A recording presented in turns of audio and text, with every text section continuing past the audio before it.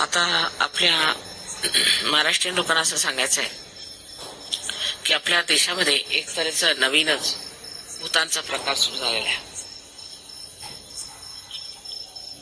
पंखा देत होतो, पंखा नाही ना.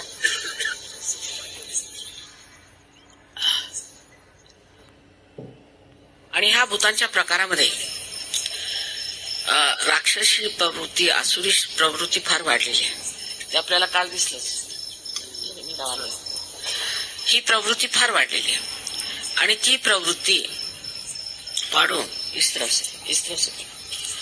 ती प्रवृत्ती इतकी वाढलेली आहे की त्याचा अतिरेक काल झाला आणि ह्या सर्व लोकांना पुष्कळ त्रास सहन करावा लागला. त्याबद्दल आपण सहयोगाने असं सांगितलं पाहिजे की आम्ही आपल्या तयारीत असायला पाहिजे. नुसती माझी पूजा करून आरती करून काम होत नाही. आपल्याला पुष्कळशा गोष्टी करायला पाहिजेत आणि त्यासाठी आपण खांद्याला खांदा देऊन पुढे आला पाहिजे आणि दंड ठोकून आपण उभं राहायला पाहिजे की आता आम्ही सहयोगी आहोत. पण अजूनही आपण पुष्कळशा अशी गोष्टी करत आहोत की ज्याच्यामुळे आपल्यामध्ये कमजोरी येईल. मुख्य म्हणजे मी सारखं ह्या जातीयतेच्या बद्दल बोलते. त्याला कारण काय की एकदा तुम्ही जातीयतेत गेला की ही तुमच्यात बांधलेली एक जी मूलभूत बांधणी आहे तीच मुळे तुम्हाला रोखते. जातीयतेला धरून बसणं ही फार चुकीची गोष्ट आहे आणि त्याचमुळे जर आपण जर हे सर्व सोडलं असतं तरी अंधश्रद्धा समोर आलीच नसती. कारण आपल्याला माहिती आहे की अंधश्रद्धा जी आहे ती फक्त आत्मसाक्षात्कारानंतर येते. पण आत्मसाक्षात्कार आल्यावर सुद्धा आपण त्या जातीच्या मागे जातो, त्याच जातीत लग्न करतो, त्याच जातीशी संबंध करतो आणि तशाच रीतीने मूर्खासारखे वागत असलो तर मात्र तुमची काहीही वाढ होणार नाही आणि नुसतं एक राजकारणी तऱ्हेचं एखादं सोंग होईल. असली सोंग घेऊन एकी साईडने राईट नाही हातात आपण सहयोगी झालो त्याचा काय फायदा होणार आहे. जैसे थे असे राहणार आहोत. आपल्याला पुष्कळशा गोष्टी सोडाव्या लागणार आहेत. त्याच्यात धर्मांधता जी आहे ती सोडली पाहिजे. धर्मांधता म्हणजे आधी मी म्हणत होते की देवळात जायचं नाही, देवळात जाऊन ब्राह्मणाला पैसे द्यायचे नाही, कुंकू लावून घ्यायचं नाही. त्याच्यात थोडीशी आता जरा सुधारणा झाली.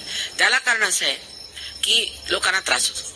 पण घरात ब्राह्मण आणून लग्न करायचं हेही चुकीचं आहे. ब्राह्मण कोण होता तुमचं लग्न करणं? तुम्ही ब्राह्मण झाले, मग ब्राह्मणाला आणून लग्न कशाला करायचं? लग्न हे व्यवस्थित सहयोग पद्धतीने झालं पाहिजे आणि जोपर्यंत लग्न सहयोग पद्धतीने होणार नाही तोपर्यंत मी त्याची हमी देऊ शकत नाही की ह्या लग्नाचं व्यवस्थित. परत आपल्या महाराष्ट्रात लग्न म्हणजे अगदी सगळ्यात मोठं धर्मकार्य आहे. लग्न म्हणजे काय? त्याच्यासाठी मुलीसाठी पाहणं, हे करणं, मग बस्त्याला बसणं, हे ते घाणेरडे प्रकार चालू असतात. लग्न ही फारच क्षुल्लक गोष्ट आहे. सहयोगामध्ये त्याचं इतकं महात्म्य नाही. एका सहयोगाशी दुसऱ्या सहयोगीशी लग्न झालं म्हणजे त्याला काही एवढं महात्म्य नाहीये की आयुष्यभर त्याच्यासाठी लढत बसावं लागतं. जातीत लग्न करून जे त्याचे दुष्परिणाम होतात ते दिसतात आपल्याला, पण आपण अजून सुद्धा त्याच्यातच फसतो. तेव्हा सगळ्यांनी आज व्रत घेतलं पाहिजे की आम्ही कोणत्याही धर्मात, कोणत्याही जातीत, कोणत्याही देशात लग्न करू. आता तुम्हाला वाळीत टाकण्याचा प्रश्नच नाही, कारण तुमचे सोयरे हे आहेत, तुमचे नातलग आहेत. जे तुमचे नातलग आहेत ते कसे वागतात ते तुम्ही पाहिलंच आहे. कालच बघा, गावातल्या लोकांनीच तुम्हाला त्रास दिला ना, तुमच्या पाहुण्यांना त्यांनीच मारलं ना, त्यांनी कोणची मोठी तुमची पट ठेवली आणि आता ह्या लोकांना काय वाटत असेल तुमच्याबद्दल. तेव्हा मी म्हणते ते नुसतं ऐकून हो माताजी म्हणतात पण असं काही विशेष नाही असं म्हणायचं नाही. फार महत्वाचं आहे. जोपर्यंत आपल्यातली जातीयता जात नाही, हुंडा प्रकार जात नाही, जोपर्यंत आपल्या इथली अंधश्रद्धा जात नाही आणि जोपर्यंत आपण उठून उभे राहत नाही या बाबतीत संबंध समाजाला एक उदाहरण म्हणून, तोपर्यंत आपण सशक्त नाही. आता आपण कोणतेही मोठाले माणसं बघूया. आपल्या समोर टिळक आहेत, आगरकर आहेत, आपल्या समोर इतर शिवाजी महाराज आहेत. अशी जी मोठी मंडळी झाली त्यांनी काय केलं, ते कसे वागले, त्यांच्याकडे लक्ष दिलं पाहिजे.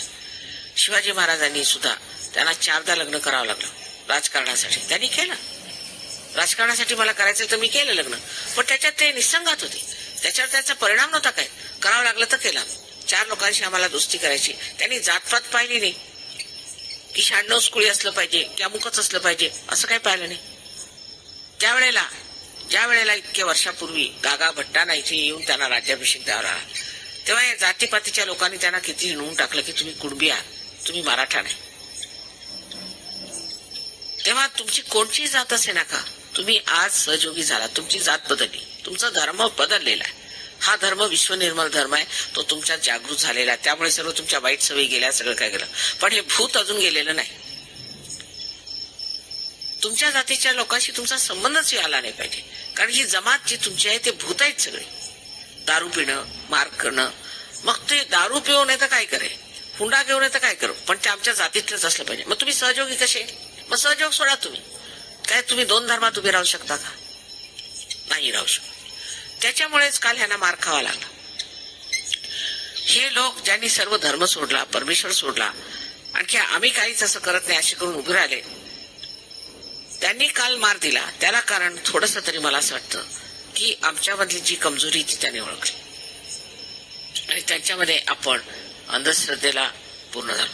पण जर तुम्ही बोलत सुटलात की आम्ही सहयोगी आहात आणि आम्हाला कोणतीच अंधश्रद्धा नाही, आम्ही कोणत्याच असल्या गोष्टी मानत नाही, आम्ही याच्या पलीकडे आहोत, आम्ही करून दाखवू तुम्हाला, तेव्हा ह्या लोकांच्या लक्षात येईल की काहीतरी विशेष मंडळी. आम्ही आमच्या वडिलांना पाहिलं, आमच्या वडिलांना गांधीजी सांगितले सगळ्या मुलांची लग्न तुम्ही बाहेर करा. आता आम्ही सुद्धा 96 कुळीच आहोत आणि त्यामुळे फार विचार करून लग्न होत असत पूर्वी. वडिलांनी लगेच सांगितलं काही हरकत नाही, कुठेही लग्न करा, आणि सगळ्यांची अशीच लग्न लावून दिली आमची. तर का आमचं वाईट झालं? त्यासाठी मी काँग्रेसचा मनुष्य आहे, मला काय, मला दुसरं काही नाही, माझी जात नाही, धर्म नाही, काही नाही, मी याचाच धर्म आहे, मला गांधी धर्मी आहे. तेव्हा धर्म घ्यायचा तर पूर्णपणे घेतला पाहिजे. अर्धवट लोकांसाठी हा धर्म नव्हे. तेव्हाच तुमच्यात खरी शक्ती, तेव्हाच तुमच्यामध्ये ते पावित्र्य येईल की ज्याने सगळ्यांचं रक्षण होऊ शकतं. पण जर तुम्ही अर्धवट असला तर कोणाचंच रक्षण करू शकत नाही, स्वतःचं नाही आणि दुसऱ्यांचं नाही. ते पावित्र्य आणण्यासाठी एकदम निसंगात येऊन उभं झालं पाहिजे. जसे आपल्या देशामध्ये मोठे मोठे लोक झाले. टिळकांचं उदाहरण घ्या, त्यांनी एका विधवेशी लग्न केलं. गांधीजींचं उदाहरण घ्या, ते हरिजनांच्या झोपडीत जाऊन जेवत असत. कृष्णाचं उदाहरण घ्या, विदुराकडे जाऊन जेवत असत. रामाचं उदाहरण घ्या, त्यांनी भिल्लिणीची बोरं खाल्ली. कोणाचं उदाहरण घेतलं तर जी लोक मंडळी अशी मोठी झालेली आहेत त्याच्यात किती वैशिष्ट्य ते बघा. जर तुम्हाला खरोखर सहयोगात यायचं असलं तर पहिल्यांदा समजलं पाहिजे की सहयोगात तुम्ही फार विशाल होता. तुमच्या ज्या संकुचित जीवनाच्या ज्या पद्धती आहेत त्या सगळ्या बदलून तुम्ही विशाल होता. तुम्ही विश्वात सामारलेले, विश्वाची तेची माझे घर असं म्हटलेलं आहे. पण नुसतं म्हणायचं, तोंडाने बोलायचं, गाणं म्हणायचं, ह्याला काय अर्थ नाही. हे लोक बघा आपली संस्कृती सोडून तुमच्या संस्कृतीत येऊन बसले, कारण हे चांगलं आहे म्हणून घेतलं नाही. पण तुम्ही यांच्यापासून ते तरी शिका. हे जातपात बघत नाही, देश बघत नाही. कितीतरी लोकांनी आपल्या हिंदुस्थानी बायकांशी लग्न करून आणि त्यांचं फार भरं केलं.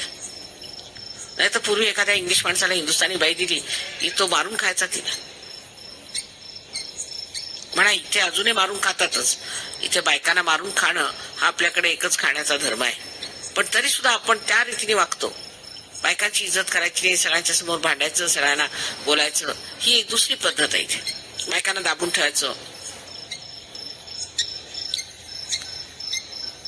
तेव्हा ही शक्ती जी आहे तुमच्या इथली, त्यांना तुम्ही जोपासून घेतलं पाहिजे. त्यांची वाढ केली पाहिजे. मुलींना शिक्षण दिलं पाहिजे, त्यांना वाढवलं पाहिजे. त्यांच्या आवडीनिवडीप्रमाणे त्यांची लग्न केली पाहिजेत. त्यातल्या त्यात त्यांची सहयोगांचीच लग्न केलं पाहिजे. म्हणजे मुलं सुद्धा सहयोगी होती. जन्माला जे उद्याची पिढी येणार आहे, तुम्ही किती महत्वाच्या पदावर आलात हे तुम्हाला लक्षात येत नाही. तुम्ही ते नाही. शिवाजी महाराजांनी मावळे घेतले ते त्याच्यापेक्षा अत्यंत महत्वाच्या जबाबदारीच्या कामावर तुम्ही आलेला आहात आणि सहयोगात आले आहेत. जरी माझ्याजवळ 2 सहयोग असली तर चालतील, पण त्यांनी पूर्णपणे सहयोगी असलं पाहिजे, नाहीतर सहयोगात आलं नाही पाहिजे. पहिली गोष्ट. दुसरं म्हणजे मी जे म्हणते ते मानलं पाहिजे, कारण मला सगळं दिसतंय. मी सर्व साक्षी, सर्व द्रष्टा आहे, मला सगळं समजत आहे. तिसरी गोष्ट म्हणजे माताजीने असं म्हटलं असं म्हणून का मला वापरायचं नाही. माताजी असं म्हणणार नाही, आम्हाला माहिती. एकंदरीत तुमच्यापासून मला इतक्या अपेक्षा का आहेत त्याला कारण एकच आहे, कारण मी फार शक्तिवान आहे, माझ्यात फार शक्ती आहे. फक्त तुमचे दिवे तुम्ही स्वच्छ करा, म्हणजे मी प्रकाश द्यायला तयार आहे. तुम्हाला एकाहून एक मोठी माणसं करून सोडून दे.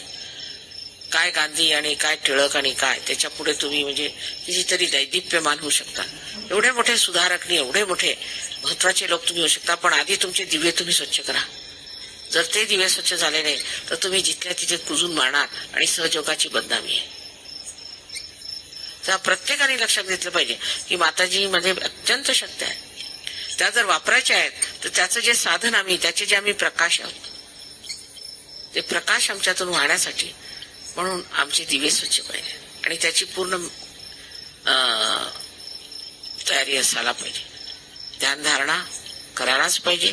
जे आमच्या ह्याच्यात निषिद्ध आहे ते करायचं नाही. स्वजगात पुष्कळशा गोष्टी निषिद्ध आहेत आणि त्या निषिद्ध गोष्टी सोडायच्याच. पण आता पुष्कळांची व्यसनं सुटून गेलेली आहेत. पुष्कळशे लोक दारू बिरू सोडून अगदी व्यवस्थित झालेले आहेत, कबूल आहे. पण पैशाच्या बाबतीत व्यवहाराच्या बाबतीत सुद्धा अत्यंत चोख झालं पाहिजे आणि साडे तोड झालं पाहिजे. 4 लोकांमध्ये गेलं म्हणजे सहजकाच्या गोष्टी अगदी तोंड उघडून बोलायचं. काहीतरी तिथे संभावितपणा आणून आणि चुपचाप बसून चालत नाही. सहयोगाबद्दल अगदी सडे तोड बोललं पाहिजे. आणखी त्यांना सांगितलं पाहिजे की सहयोग हाच आज युगाचा धर्म आहे. तो जर घेतला नाही तर सर्वांचा सर्वनाश होणार. सगळ्यांना तुमच्या नातलगांना ह्यांना त्यांना पत्र द्या, आम्ही सहयोगात हे मिळवलेलं आहे. आता तुम्ही लोक पत्रिका छापतात त्यात सुद्धा माझं नाव असायला पाहिजे. आता मी तुमची कुलदैवत आहे. तुम्ही आमच्या कुळात आले तर मी तुमची कुलदैवत आहे. बाकी सगळ्या देवतांना काहीही लिहायची गरज नाही. आज मी स्पष्टपणे तुम्हाला सांगते की ज्या लग्नामध्ये माझं नाव नसेल त्या लग्नाला माझा आशीर्वाद नाही. आज मी जिवंत आहे तुमच्या समोर. हे अवतरण तुमच्या समोर आलेलं आहे. जे अवतरण समोर आज आहे त्याला न मानताना जे आज नाही त्याला मांडण्यात काय अर्थ आहे? मग आमचे मोठे लोक असं म्हणतात, लहान लोक काही नाही, आमचा कोणाशी संबंध नाही, आमचा फक्त माताजीशी संबंध आहे. ते म्हणतील ते. त्याचं उदाहरण म्हणजे धुमाळ आहे. धुमाळ मी सांगत असे त्यांना की तुम्ही आपल्या नातलगांपासून दूर राहा, नातलगांशी संबंध ठेवू नका. ते सगळे अगदी फार निगेटिव्ह लोक आहेत, त्यांच्याशी संबंध ठेवू नका. पण त्यांच्या बायकोला फार वेड होतं नातलगांचं. ते इतकं वेड होतं की त्या नातलगांनीच त्याचा जीव घेतला. शेवटी जेव्हा धुमाळ माझ्याकडे आले तर ढसा ढसा रडत होते. इतक्या जोरजोरानं ओरडून रडले की सगळ्यांनी ऐकलं त्यांचं. आणि त्यांच्या भावाने त्यांना खूप हसडलं, कारण दीपाचं लग्न मी कुठे ठरवलं होतं. तर मी त्यांना सांगितलं, धुमाळ हे लग्न मोडता येईल पण तुम्ही कृपा करून आता त्या नातलगांकडे जाऊ नका. झालं ते झालं. पण शेवटी ते मेले. त्यांचे नातलग आले, त्यांनी तर रातोरात ते प्रेत पळवलं आणि कुठेतरी नेऊन जाळून टाकलं. आयुष्यभर ते मला म्हणायचे, माताजी आमचे ते मानेसाहेब होते, त्यांना त्यांच्या नातलगांनी नेऊन त्यांच्यातील रॉकेल ओतून कुठेतरी जंगलात जाळलं. तसं माझं होऊ देऊ नका, मला या नातलगांच्या हातातून सोडा. पण तुम्हीच त्यांच्या जबड्यात जाता. मगरीच्या तोंडात पाय ठेवायचा आणि बोटीवर पाय ठेवून तुम्ही बोटीवर येणार नाही. ह्या मगरीच्या पाय जे नातलग तुमचे सहयोगी नाही त्यांच्याकडे जेवायला सुद्धा जायचं नाही, त्यांचं अन्न सुद्धा घ्यायचं नाही. म्हणजे तुमचे आजार होणार नाही, तुम्हाला त्रास होणार नाही. तुम्ही या धर्मात पूर्णपणे आलात तर सर्व तऱ्हेने परमेश्वराचा आशीर्वादच आशीर्वादच आहे. तुम्हाला आश्चर्य वाटेल किती तुमची प्रगती होईल. पण जर तुम्ही अर्धवटपणा केला तर त्याची फळं तुम्हाला भोगावी लागतील. आणि जे खरं आहे ते मी आज सांगितलं. मी तुमची आई आहे, मला तुम्हाला ते खरं सांगितलंच पाहिजे. त्यात मला कोणाचाही राग नाही किंवा दुष्टावा नाही. पण तुमचं भलं व्हावं, हित व्हावं आणि तुम्ही सत्याची कास धरली पाहिजे. सत्याची ज्या माणसाने कास धरली त्या माणसाचं कधीही नुकसान कोणत्याही प्रमाणात होऊ शकत नाही. तेव्हा आजचा फार शुभ प्रसंगी दिवस आहे. कालचं एवढं झालं ते सगळं विसरून जा, त्याचा अर्थ नाही. पण त्यात आपलंच आपल्यामध्येच अजून सहयोगाची ही आलेली नाहीये, धमक आलेली नाही. नाहीतर एखाद्या गावात जाऊन लोकांनी मारामारी करण्याची काही कोणाची हीच होणार नाही, हिंमतच होणार. पण आपल्यातच ती धमक असायला पाहिजे की नुसतं एका डोळ्याने पाहिलं की सगळंच ठीक होत आहे. तेव्हा सहयोग्यांनी सुद्धा आता लक्षात घेतलं पाहिजे. प्रत्येक गावात, प्रत्येक खेडेगावात, प्रत्येक शहरात जिथे राहता तेव्हा सहयोगासाठी आम्ही काय करतोय, सडे तोड बोललं पाहिजे. आणि ब्राह्मणांना बोलून घरी पूजा करायची, ते सत्यनारायणाची पूजा करायची. मग हे प्रकार जर करायचे असले तर तुम्ही सहयोगात येऊ नका. सहयोगाला तुम्ही ब्राह्मण झालेले आहात. सर्व कार्य सहयोगाच्या दृष्टीने केलं पाहिजे आणि बाकीचं जे काही आहे त्याला तिलांजली दिली पाहिजे. म्हणजे मग हे अंधश्रद्धेवाले बोलू शकत नाही, कारण आपण अंधश्रद्धेलाच तिलांजली दिली. ज्या काही वाईट आपल्या होत्या सवयी त्या आपण सोडून टाकल्या. त्याशिवाय आपल्याला ज्या जुन्या कल्पना होत्या त्या आपण सोडून टाकल्या. आपण मागासलेले नाही आहोत. आपण जे सगळ्यात आज वर्तमान काळात जे अत्यंत उच्चतर लोक ते आहोत. उच्चतर लोक, तुमच्यापेक्षा उच्च कुणी नाही. पण तुम्ही अजूनही त्या नीच लोकांमध्ये राहता, मग काय तुम्हाला घाण लागणार नाही? जर हिरा जर तुम्ही मातीत घातला तर तो हरवायचाच. तेव्हा कृपा करून माझ्या गोष्टीकडे लक्ष द्यावे. वाईट वाटून घ्यायचं नाही. त्याच्याबद्दल माताजी आम्हाला बोलल्या असं म्हणायचं नाही. माताजी जे बोलले मी अगदी हृदयातनं बोलत आहे आणि हृदयातून काढून तुम्हाला सांगते की तुमची मुलं आहेत उद्या बघायचं की सहयोगांची कोणाची मुलं वर येतात ज्यांनी आपल्याला पूर्णपणे सहयोगाला भावून घेतलेले. तेव्हा आपलं धर्मांतर झालेलं आहे असं समजायचं. आपलं धर्मांतर झालेलं आहे. आता आपण ह्याच धर्मात आहोत. आता आपल्याला दुसरा धर्म नको. ही जर गोष्ट तुम्ही समजून घेतली तर तुमच्यावर तर उपकार होतीलच, पण ह्या देशावर उपकार होतील आणि संबंध जगावर होतील. कारण तुमच्यात जी एक विशेषता आहे म्हणजे की तुमच्यामध्ये जे पुण्य आहे, तुम्ही पुष्कळ पुण्य केले आहे. म्हणूनच ह्या हिंदुस्थानात जन्माला आला, ह्या महाराष्ट्रात जन्माला पुष्कळ पुण्य केलंय. पण ते सगळं वाया जाणार. मूर्खपणामुळे ते सगळं वाया जाणार आहे. आजपर्यंत कोणत्याशी साधू संत झाले त्यांनी जातीयतेला मदत केली? अहो, दासगणूंनी सुद्धा म्हटलं की आम्हाला म्हणती ब्राह्मण, आम्ही जाणिले नाही ब्रह्म, आम्ही कसले ब्राह्मण. नुसत्या सरस्वतीने म्हटले, ते सगळे ब्राह्मण लोक होते, त्यांनी सुद्धा या गोष्टीला म्हटलेलं आहे. मग आपण असं त्यांच्या आहारी जायचं आणि तीच कामं करायची, किती चुकीचं आहे. आता तुम्हाला दर्शन झालेलं आहे विशालतेचं. तुम्ही माझे फोटो बघितलेत, सगळं काय बघितलं, दिव्य आहे, सगळं फार दिव्य आहे. एवढी दिव्यता मिळवण्यासाठी तुम्हालाही दिव्य असायला पाहिजे. तेव्हा आज विशेष करून मी सगळ्यांना सांगते, आता मी विनंती करणार नाही, कारण खुश तुम्ही मला केलं पाहिजे. देवीला प्रसन्न करावं लागतं, मी तुम्हाला प्रसन्न करत बसणार नाही. तुमच्यातली जी शक्ती आहे, तुमच्यामध्ये जे आतमध्ये जे साठवलेली संपत्ती आहे, त्याचा प्रकाश जगावर पडला पाहिजे. आणि तुम्हीच लोक करू शकता जास्त ह्यांच्यापेक्षा, कारण तुमच्याजवळ ती संपत्ती आहे. हे लोक संपत्ती नसताना सुद्धा त्याचा उपयोग जास्त करतात आणि तुमच्याजवळ संपत्ती असून तुम्ही त्याचा उपयोग करत नाही. असे हे दोन प्रकार आहेत. तेव्हा कृपा करून पुढच्या वेळेला मला एकाहून एक सहयोगी तयार पाहिजे. इतकंच नव्हे, पण प्रत्येकाने भाषणं द्यायची. आता अंगापूरच्या लोकांना मला सांगणं आहे की त्यांनी जाऊन उद्या संघटना करायची सहयोगाची. इतकंच नव्हे, पण भाषणं द्यायची. आणि खुले आम, तिथे एक मोठं पटांगण आहे, तिथे बसून खुले आम सहयोगाबद्दल सांगायचं, काय आहे काय नाही आहे. एका नुसत्या भाषणाने हे सगळे लोक आपल्यावर बिथरले होते आणि आपण कधीच भाषण देत नाही. तिथं त्या माणसाने एक भाषण दिलं, तो पोलीसवाला सुद्धा बिथरला होता. आणि आज त्याच्या लक्षात आलं तर त्याला एवढं वाईट वाटलंय. म्हणजे आपण काम नाही करत, त्यापुढे आपण बोलत नाही. आणि सहयोगाने मित्रता वाढेल, शत्रुता जाईल. आता जाऊन सगळ्यांना सांगायचं, झालं हे वाईट झालं, आम्हाला फार वाईट वाटतं. सगळ्यांना एक सभा करा, जाहीर सभा. आणि त्यात ज्यांनी केलं त्यांनी क्षमा मागितली पाहिजे. अर्थात ज्यांनी त्रास दिला त्यांचं काहीतरी वाईटच होणार. मी कितीही प्रयत्न केला, किती क्षमा केली तरी हे गण आहे आणि हे गण यांना ठिकाणावर लावते. पण तरी सुद्धा तुम्ही सांगायचं की जे झालं ते विसरून जा. आणि आपल्याला देवधर्माशिवाय चालणार नाही. अशा फालतू लोकांना इथे जमू द्यायचं नाही आणि ही इथे संस्था यायची नाही. आणि तुम्ही नंतर ही संस्था आल्यावरती पोलिसांना कळवा, इथे संस्था आलेली आमच्या मुलांना बिघडवतायत आणि त्यांना खुनशी बनवतायत.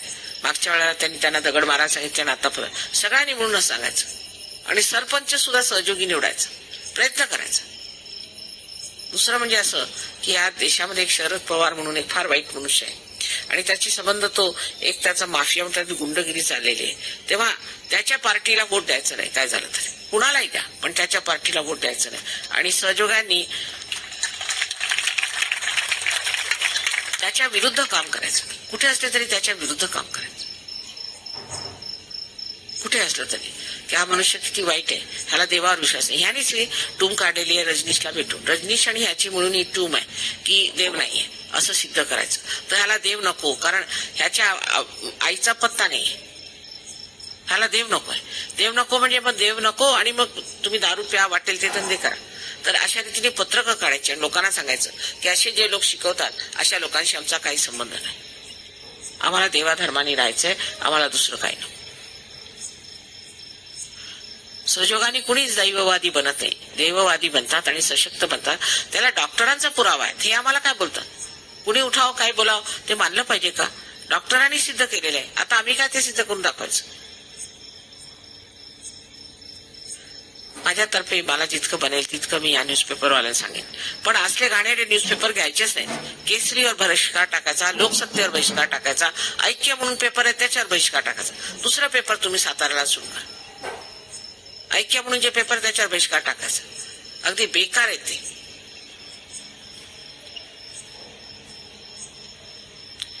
पुष्कळ गोष्टींना बहिष्कार टाकावा लागणार आहे. पूर्वी गांधीजी असताना सगळ्या बायकांना सांगितलं की विदेशी कपडे वापरायचे नाहीत, तर सगळ्यांनी जाळून टाकले. सगळ्या बांगड्या सोन्याच्या देऊन टाका, सगळ्यांनी सोन्याच्या बांगड्या देऊन टाकल्या. किती लोकांनी त्याग केले त्यावेळी. अहो, ते नुसतं स्वातंत्र्य मिळवण्यासाठी, पण हे स्वतंत्र मिळवण्यासाठी आपण एवढी सुद्धा तस आपल्याला लागू देत नाही. सहयोगात नुसता आशीर्वादच आहे, पण त्याच्यासाठी कर्तव्य पण आहे. त्या कर्तव्याला मुकलं नाही पाहिजे. आणि आज सगळ्यांनी आपल्या मनामध्ये पूर्णपणे विचार केला पाहिजे की माताजींनी या कृष्टीच्या काठी जे आम्हाला समजावून सांगितलेलं आहे आणि ज्या भव्यतेला त्या आम्हाला उठवू इच्छितात, तशी आम्हाला देवा शक्ती दे आणि सुबुद्धी दे की आम्ही त्या भव्यतेला उठू. आणि हे जे आम्ही असं रडतरावपणा करतोय तो सगळा बंद झाला पाहिजे.